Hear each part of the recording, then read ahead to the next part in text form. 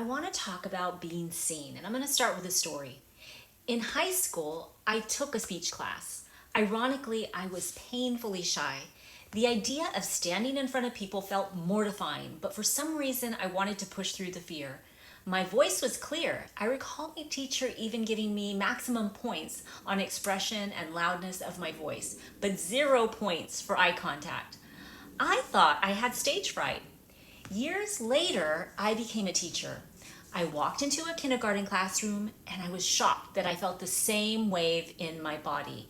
It wasn't the lesson, it wasn't classroom management, it was having 20 pairs of eyes all on me, looking to me for instruction, for information, for what to do next. And I felt it in my body. It made no rational sense. People would call that stage fright, right? And maybe it was. But what confused me at the time was this. It wasn't who was looking at me. Even kindergartners could spike my nervous system. I wasn't being judged by expert. I wasn't being challenged. I was simply the focal point. All that attention oriented toward me. And bodies don't respond to logic. They respond to exposure. When you are the reference point in a room, your nervous system feels the weight of that. So in the beginning, I practiced. I would look just over their heads, not avoiding them, just easing in, letting my system learn that attention wasn't danger. Gradually, I built the capacity to hold eye contact. Those children became my gentle teachers.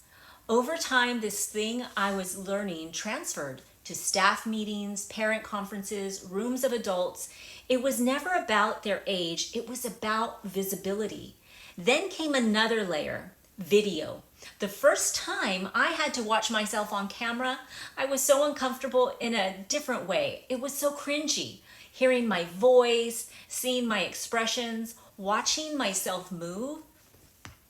It wasn't just being seen by others anymore. It was seeing myself. That took practice too, a lot of it. And then I started teaching nutrition in the kitchen cooking classes.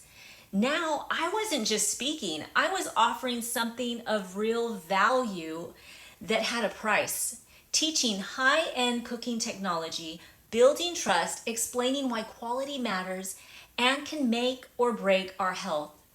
This became visibility with tremendous responsibility. Every layer required nervous system capacity, not because I love being watched.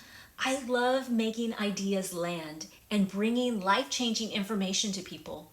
When I step into a room, press record, or stand in front of people, it's because the message matters more than any of my discomfort.